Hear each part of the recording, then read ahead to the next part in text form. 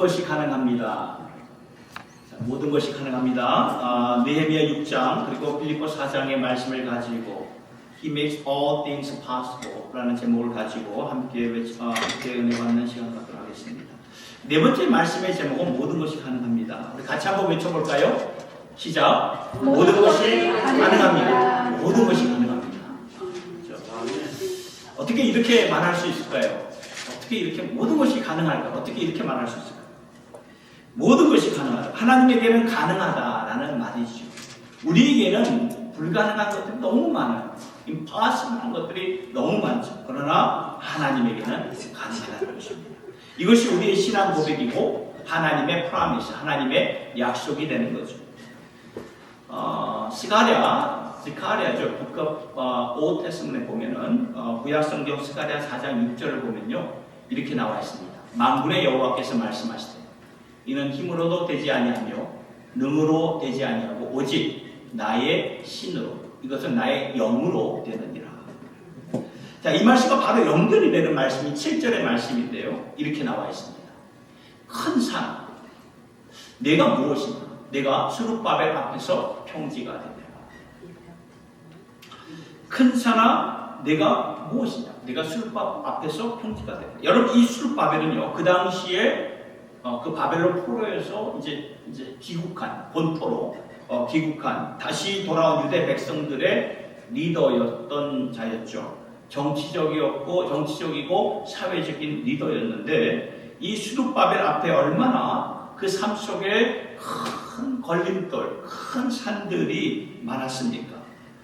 진짜 넘지 못할 그러한 큰 산들이 너무나 많았는데 하나님께서 방금 전에 그죠? 그 스가랴 4장 6절의 말씀을 보니까 힘으로도 능으로도 안 된다. 오직 나의 신, 나의 영으로 된다. 그러면서 7절의 말씀, 큰 산아 내가 뭐냐? 스룹바벨 앞에서 너는 그라운드가 된다. 평지가 되리라. 이 말씀을 주시고 있다는 것을 우리가 보게 되죠. 자, 우리의 인생에도, 우리의 삶에도, 우리의 라이프에도 그러한 큰 산들이 있어요. 우리의 삶 가운데 위기가 있어요. 난관이 있습니다. 어려움이 있습니다. 고난이 있죠. 이것들은 우리의 계산으로 또는 우리의 힘과 능으로는 넘어가지 못할 산들입니다. 이러한 산들이 내 앞에 있는데 그러나 하나님이 보실 때는 그러한 산들이 아니에요. 평지가 된다는 것입니다.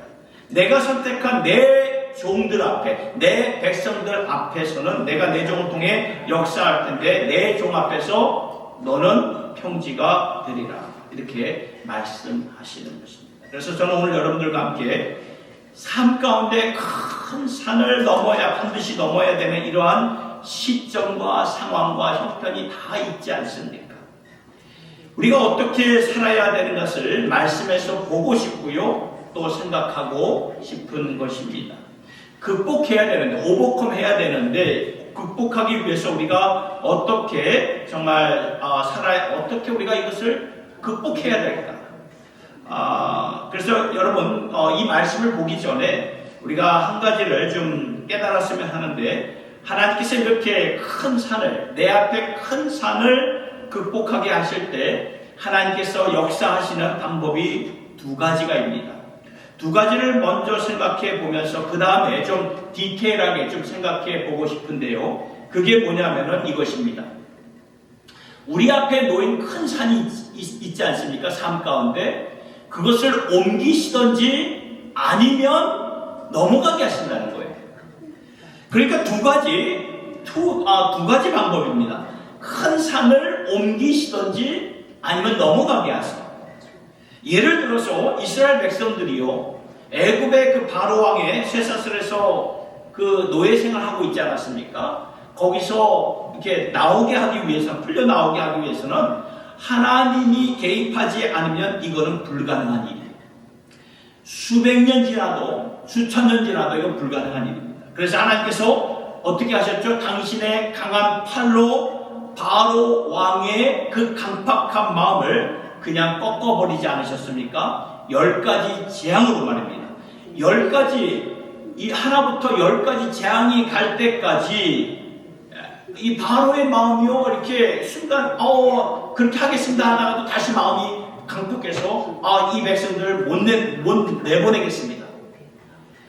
우리 같았으면은 한 가지의 재앙만을 이렇게 받아도 그냥 손 번쩍 들고 무릎 납작하게 꿇고 그냥 하나님 말씀에 순종하고 이렇게 내보냈을 텐데 이 바로 왕은 10가지 재앙이 임할 때까지 그 마음이 그냥 굉장히 강팍하고 꿈쩍을 하지 않았다. 애굽의 바로 왕이 이러한 사람이었습니다. 그러니 이런 사람을 우리가 어떻게 극복할 수 있겠습니까? 그런데 하나님께서 직접 개입을 하시니까 바로의 그 강팍한 마음이 그냥 단번에 꺾여버리지 않습니까? 그냥 큰 산이 그냥 단번에 없어져요. 그리고 홍해를 어떻게 건넜습니까? 성경에 보니까 마른 땅처럼, 드라이랜드처럼 홍해를 마른 땅처럼 건너게 하셔서 불가능한 일이죠. 그런데 하나님이 개입하셔서 된 것이에요. 그리고 광야에 40년 그 생활을 하면서 아침마다 만나가 내리고 고기가 먹고 싶다니까 동풍을 불어서 메추라기를 이렇게 내려주시고 반석에서 목이 마르다니까 반석에서 물을 이렇게 주시고 이것이 어떻게 가능합니까? 하나님이 개입하신 거예요. 친히 역사하신 것입니다. 그러니까 산을 옮기시는 하나님이 되신다는 것입니다. 신약 성경에서도 초대교회의 역사를 보면요. 하나님께서 이적과 기사를 베풀어 주셨죠. 그래서 하루에 세례 받은 자가 말씀을 보니까 3,000명, 5,000명 이렇게 다이내믹했던 그러한 일들이 교회가 일어서야 되니까 하나님께서 직접적으로 역사를 하신 것입니다.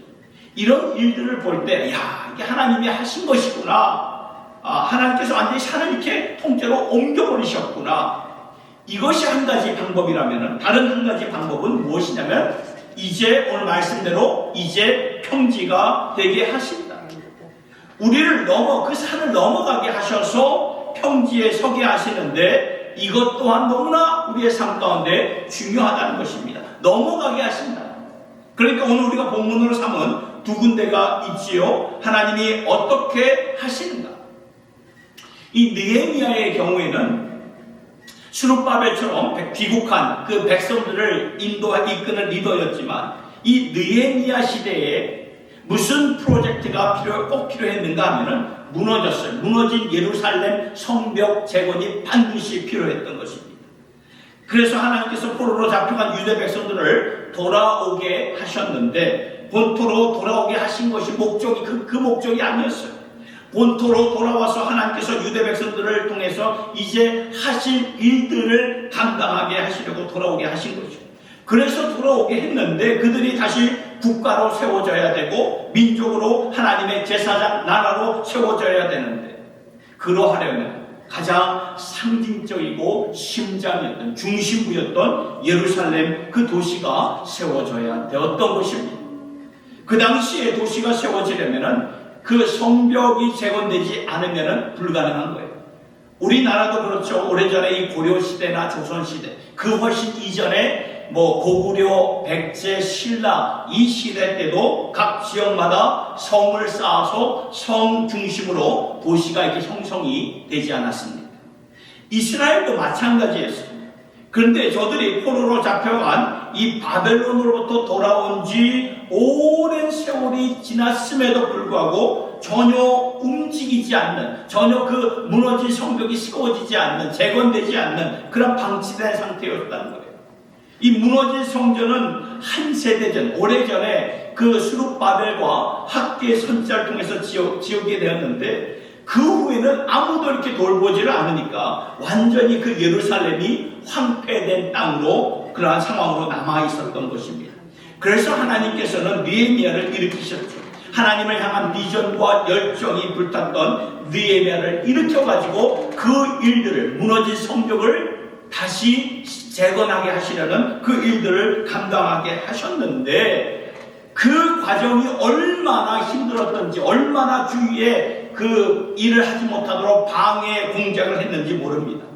주위에 있던 그 민족들이 성벽 재건을 하지 못하도록 얼마나 공격을 하고 협박을 하고 힘들게 했는지 모릅니다.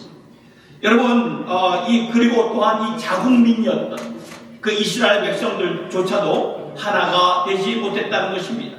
거룩하지 못했고 초점을 잃고 살았어요. 그런 가운데 느헤미야가 앞만 보고 계속 가지요. 자신이 쓰러지지 않도록, 포기하지 않도록. 밖에서는 다른 민족들이 그러한 협박과 공갈 협박을 하고 참 힘들게 하고, 또 안에서는 백성들이 하나가 되지 못하고 자충우돌하는, 그러면 충분히 느헤미야 입장에서는, 인간의 입장에서는 포기할 수밖에 없는 상황인데, 하나님께서 느헤미야에게 힘을 공급해 주셨어요. 힘을 공급해 주셔서 그 상황을 극복하게 하시고 감당하게 하시더라고요. 그래서 오늘 말씀을 보니까 52일 만에 그 엄청난 방해와 협박과 괴로움이었지만 이것을 감당하니까 하나님께서 돌파를 이루셨어요. 큰 산을 넘게 하셨던 것입니다. 그 상황을 넘어갈 수 있는 힘을 주셔서 감당하게 하셨던 것이죠. 사도 바울은 어떻습니까? 마찬가지예요. 오늘 말씀을 보니까 내게 능력 주시는 자 안에서 내가 모든 것을 할 수 있느니라. 여러분, 이 바울의 경우, 바울은 있잖아요, 참 대단한 brave person이에요. 대단한 사람이에요. 신약 성경 27권 중에 반 이상, 반을 썼죠. 그죠? 13권을 사도 바울이 썼어요. 27권 중에. 그래서 초대교회에서 바울의 그 영향권은 절대적이었고 압도적이었어요. 그래서 초대교회 성도들이 바울의 편지를 받으면 그것을 받으면서 서로 이렇게 나누면서 여기서 하나님의 뜻을 발견하고, 물론 그런 일들 다 하나님이 하셨지만 바울의 영향권이 참 대단했어요. 그런데 말씀을 보니까, 바울의 사역을 보니까 이건 뭐 진짜 끝없는 아픔이에요. 끝없는 그러한 슬픔이고, 끝없는 방해고, 끝없는 협박이고, 막 교회들이 세웠는데 교회들이 너무나 이렇게 힘들게 만들고, 이 성도들이 자신을 배신하고, 그러니까 바울이 너무나 힘들어서 내가 차라리 죽는 게 낫겠구나, 그 죽음의 자리까지 갔던 적이 한두 번이 아니었어요. 그런데 바울이 포기를 하지 않았던 것입니다. 여러분, 그리고 바울에게는 하나님께서 이 모든 그런 어려움을 통해서 역사하셨던 거죠. 어려움을 통해서 편지를 쓰게 하시고, 어려움을 통해서 극복할 수 있는 힘을 주셔서 감당하게 하셔서 산을 넘어가게 하셨던 것입니다. 그래서 내게 능력 주시는 자 안에서 내가 모든 것을 할 수 있다. 바울의 고백을 보게 되는데요. 그러니까 이 경우에는 산을 직접 옮기신 것이 아니라 나로 하여금 그 산을 건너가게, 넘어가게 하셨다는 그 말씀을 지금 하시는 거예요. 우리는 보통 하나님이 그냥 옮겨버리신다, 그렇게 생각하는 경우가 많지요. 물론 하나님이 그렇게 역사하실 때도 있어요. 그런데 보통 하나님은 우리를 이렇게 살피실 때 넘어가게 하신다는 거예요. 건너가게 하신다는 거예요. 그렇게 역사하시는 경우가 많아요. 이것을 쉽게 생각해 보면은 우리 주위에 이 암투병 하시는 분들이 꽤 있어요. 이러한 분들에게 하나님이 오셔서 직접 고쳐 주실 수도 있고, 그러니까 기적적으로 하나님께서 그 암을 제거하시던가 그러한 경우가 있죠. 아니면은 의학을 통해서, 다이어트를 통해서, 마음의 평안을 통해서 이렇게 복합적으로 역사하실 때가 있는데, 후자의 경우가 더 많다는 것입니다. 사도 바울과 이 느헤미야의 경우도 후자였어요. 그래서 오늘 저는 여러분들과 함께 이 후자의 상황을 생각해 보고 싶은 것입니다. 그리고 사실 이 산을 옮기는 것은 전적으로 하나님의 그 영역이, 하나님의 영역, 이것은 하나님이 하시는 것이죠. 그런데 후자의 경우는 그 산을 넘게 하시는 것이 아니라, 그죠? 선을 넘게 하시는 것이 아니라 이것은 하나님이 하시는 것이지만 우리로 하여금 감당하게 하시는 영역입니다. 하나님의 영역은 하나님의 영역 안에서 이루어지는 것이고, 우리의 영역은 우리의 영역 안에서 이렇게 감당하게 되는데, 그러면 어떻게 하나님께서 내게 허락하시는 영역에서 내가 감당할 것입니까? 이것이 중요하기 때문에, 보통 이렇게 더 많이 하나님께서 역사를 하시기 때문에 오늘 이 부자의 상황에 초점을 두면서 내 앞에 인생을 살아가다 보면 큰 산들이 있고 이 큰 산들로 하여금 우리로 넘어가게 하시는데 우리가 넘어가기 위해서 필요한 것들 이 시간에 좀 깊이 한 두 가지를 한번 묵상하고 싶은 것입니다. 첫 번째는 이것입니다. 굴복하는 삶이 중요하다는 것입니다. 서렌더를 해야 된다는 거예요. 우리로 하여금 하나님께서 굴복하게 하십니다. 내게 능력 주시는 자 안에서 내게 모든 것이 가능하다. 내게 모든 것이 가능하다가 아니라 내게 능력 주시는 자 안에서 가능하다는 거예요. 내가 주님 안으로 들어가는 거예요. 내가 주님 안으로 머리를 숙이고 들어가서 주님 안에서 힘을 빼고 들어가는 거예요. 그게 중요하다는 것입니다. 그 말을 하는 거예요. 느헤미야의 경우에도 계속 기도를 하죠. 금식하며 기도하고 순간순간 기도하고 그러니까 순간순간마다 굴복하면서 들어가는 거예요. 느헤미야의 삶을 보니까 하나님 이거 내가 못합니다. 하나님 도와주세요. 지금 이 순간에 하나님께서 은혜를 베풀어 주셔야 합니다. 금식하면서 울며 매순간 기도하는 마음으로 여러분 기도가 뭐예요? 굴복하는 거예요. 서렌더하는 것입니다. 하나님 앞에 무릎을 꿇고 엎드리고 기도하는 것이 굴복하는 삶입니다. 제가 LA에 살 때에 남가주 사랑의 교회에서 제자 훈련을 제가 좀 받은 적이 있었습니다.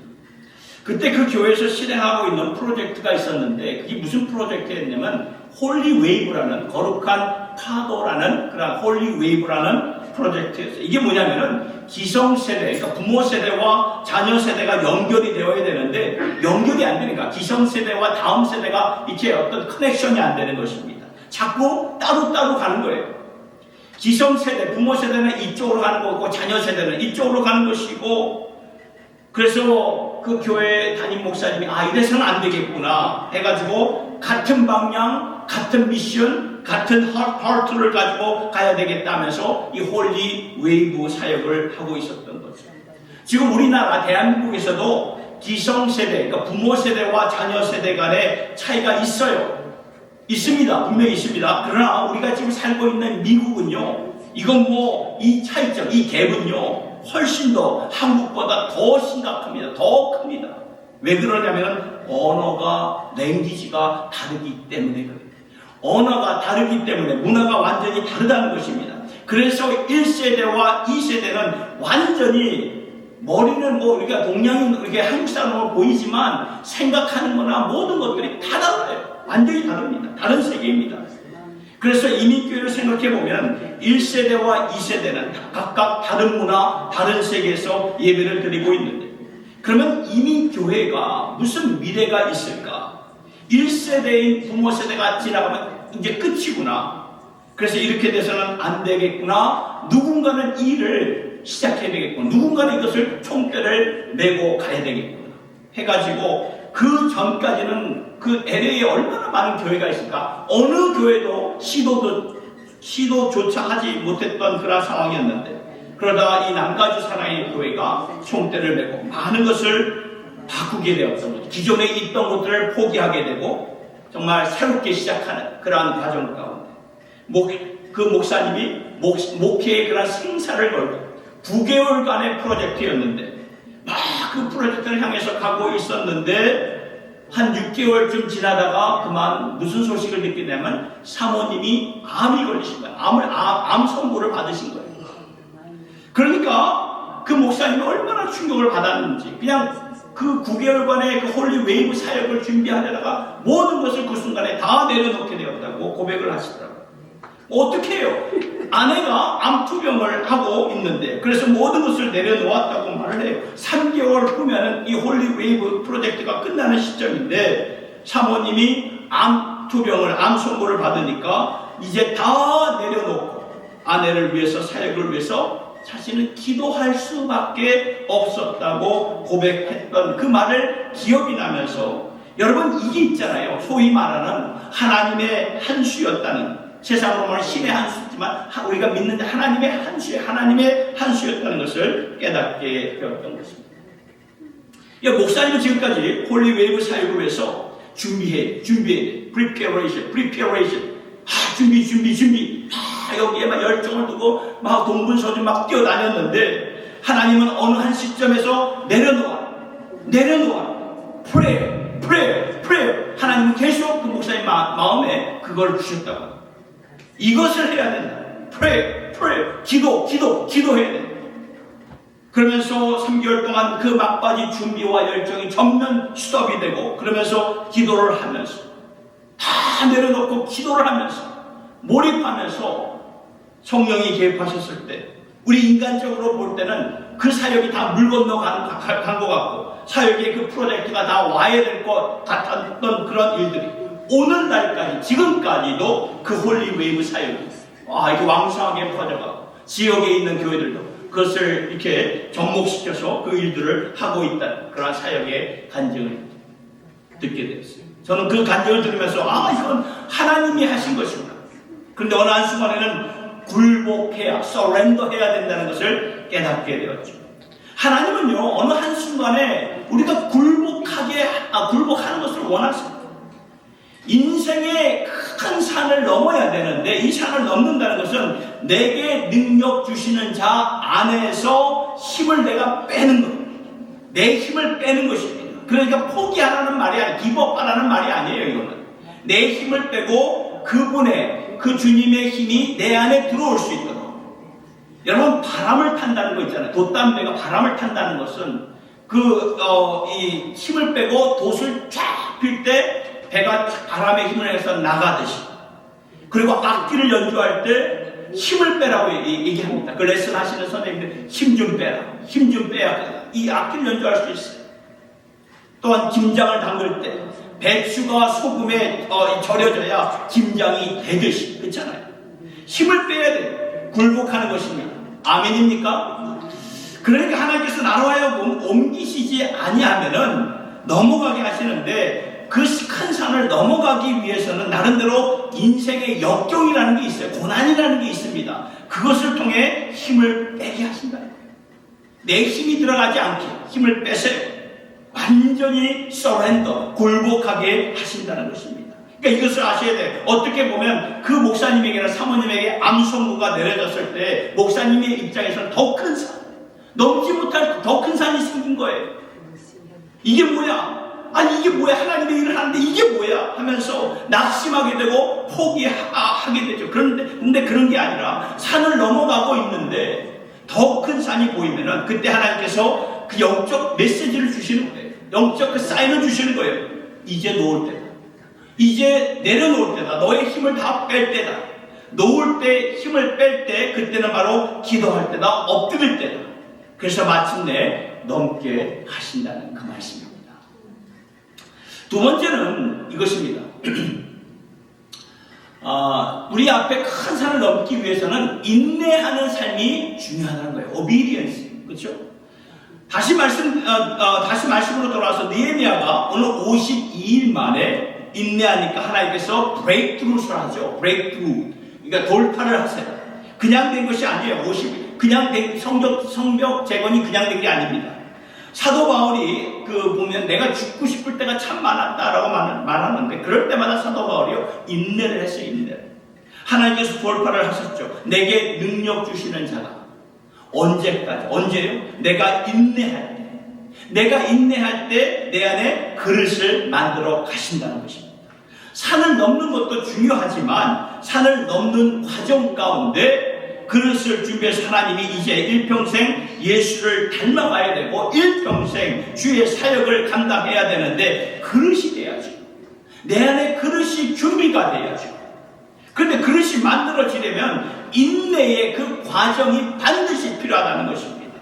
그러니까 인내하면서 하나님은 내 안에 그릇을 만드셔가지고 인내하는 가운데 우리가 인생의 높은 산도 넘게 하시면서 돌파하게 하신다는 그 말씀이라는 것입니다. YM 창설자인, 그러니까 예수 전도단이죠. 그 창설자인 로렌 커닝햄 목사님이 이런 말씀을 하셨어요. 하나님의 돌파는 인내하는 자들에게 주신다. 내가 보니까 하나님께서 돌파하시기 전에 많은 성도들이 그만두더라, 그만 쉽게 포기하더라, 조금만 더 인내하면 돌파하시는데 인내다 하실 때까지 인내하는 것이다. 여러분, 우리가 인내한다는 것이 여러분 그냥 되는 게 아니에요. 이 자리로 여러분 내가 이러한 상황, 이러한 환경, 이러한 어려움, 이 자리를 허락하시는 분이 하나님이시고, 이걸 우리가 깨달아야 돼요. 그걸 깨닫지 못하면 우리가 인내하지 못하죠. 이 자리로 인도하시는 분도 하나님이시다. 그리고 하나님은 나의 아버지가 되십니다. 그러면 내가 이 자리에서 포기하지 않고 부르신 곳에서 인내하는 거예요. 나의 어려움, 나의 환경, 부르신 것이 나의 가정이라면 그 가정 안에서 인내하는 것이에요. 가정이 지금 내 가정이 큰 산이에요. 큰 산이에요. 그러면 인내하셔야 되는 거예요. 내게 주어진 그러한 상황과 환경이 부르신 그곳이라는 것입니다. 그러면 부르신 그곳에서 내가 인내하십니다. 여러분, 하나님이 역사하실 때까지 우리가 인내하셔야 돼요. 우리에게 주어진 또한 여러 가지 시험도 있지요. 여러 가지 시험들이 있습니다. 고린도전서 10장 13절의 말씀이 이렇게 나와 있어요. 사람이 감당할 시험 밖에는 너희가 당한 것이 없나니 오직 하나님은 미쁘사 너희가 감당하지 못할 시험 당함을 허락지 아니하시고 시험 당할 즈음에 또한 피할 길을 내사 너희로 능히 감당하게 하십니다. 그러니까 사람이 감당할 시험 밖에는 허락한 것이 없다. 하나님이 부르신 것이다. 허락하신 것이다. 그 말씀이죠. 하나님이 왜 내게 그러니까 살다 보면 이런 질문을 할 때가 있죠. 하나님 왜 나에게 이러한 가정을 주셨나요? 하나님이 가정을 주신 것이죠. 내가 선택한 가정 아니잖아요. 하나님이 주신 거잖아요. 그런데 하나님은 미쁘시잖아요. 하나님은 신실하신 분이시잖아요. 하나님께서 그 상황 가운데 인도하셨어요. 그러면 인도하시고 계실 때 우리 하나님은 미쁘시고 신실하신 그러한 그분이 허락을 하셨다면 반드시 감당할 수 있는 힘을 우리에게 주신다. 그 말씀입니다. 그리고 감당하지 못한다면 하나님께서 아예 산을 옮겨 주신다는 거죠. 둘 중에 하나예요. 감당할 수 있는 힘을 주셔서 그 일들을 감당하게 하시든지 감당하지 못할 것이라면 하나님이 옮겨 주신다는 거죠. 그러니까 우리가 하나님의 미쁘시고 신실하심을 믿는 거예요. 내게 허락된 시험, 하나님께서 허락하신 자리라는 것입니다. 그 자리가 주어진 거예요. 그러면 우리가 할 일은 하나님이 아세요. 하나님이 아십니다. 하나님 아시죠? 아시니까 내가 인내하는 거예요. 인내하는 가운데, 감당하는 가운데 하나님이 역사를 하시고 돌파를 이루어 가신다는 거죠. 이 시험을 감당할 수 있도록 반드시 도와주신다는, 반드시 힘을 주신다는 거예요. 그러니까 우리가 믿는 마음으로 끝까지 가야 돼. 끝까지. 하다가 우리가 죽게 될 지경이라면 하나님이 산을 옮겨주신다. 여러분, 이러한 우리의 거룩한 배짱이 좀 있어야 되지 않겠습니까? 이 거룩한 배짱이 있어야 하나님이 일을 우리를 통해서 내신다는 거예요. 그래야 내게 능력 주신 자 안에서 모든 것이 가능하다. 그 말씀입니다. 하나님 다 알아서 하시겠죠. 하나님 다 알아서 해주세요. 그게 아니에요. 보통 우리는 그렇게 생각하기 때문에 많이 넘어져요. 그리고 인생에 역전이 없습니다. 그게 아니죠. 고달픈 광야 같은 인생에서 산을 옮겨주시는 것보다는 내가 그 큰 산을 넘어가면서 인내하면서 넘어가게 하실 때가 더 많다는 것입니다. 이것을 분명히 우리가 깨닫고 알고 있어야 내가 믿는 하나님 신실하시고 미쁘신 하나님이라는 것을 마음판에 새기게 됩니다. 그러면서 우리는 그 자리에서 서렌더, 굴복하게 되고 인내하며 가게 되죠. 그러면 때가 돼서 하나님께서 허락하신 그 자리에, 허락하신 그 상황 가운데, 그 환경 가운데서 하나님이 역사하게 되신다는 것입니다. 사랑하는 성도 여러분, 믿는 자들은요 이렇게 살아가는 것입니다. 이런 인생의 역전을 경험하면서 살아가는 것이죠. 이것이 바로 오직 성령의 능력으로 살아가는 자들의 모습이 되는 것입니다. 힘으로도 능으로도 안 돼요. 인생의 큰 산, 이 산 자체에 우리가 주목하지 마세요. 우리는 자꾸 그 내 앞에 보여진 인생의 큰 산들만 주목하는 경우가 참 많죠. 내 힘으로 내 능으로 절대로 안 됩니다. 하나님을 주목하시기 바랍니다. 그리고 그 하나님이 어떠한 분입니까?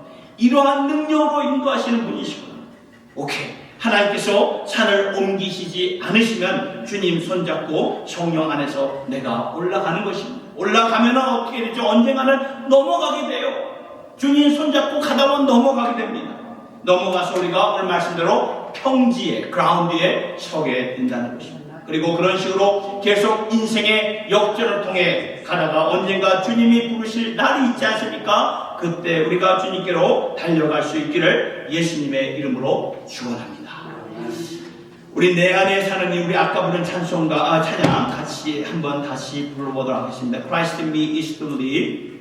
이게 사도 바울의 간증입니다. 이 찬양이 내 안에 사는 예수 그리스도 나의 왕, 나의 노래, 내 생명, 내 기쁨, 그렇죠?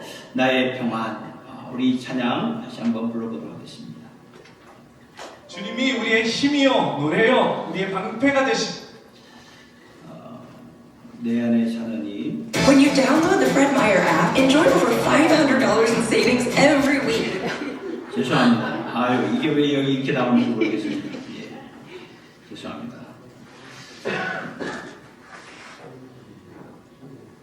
내 안에 사는 이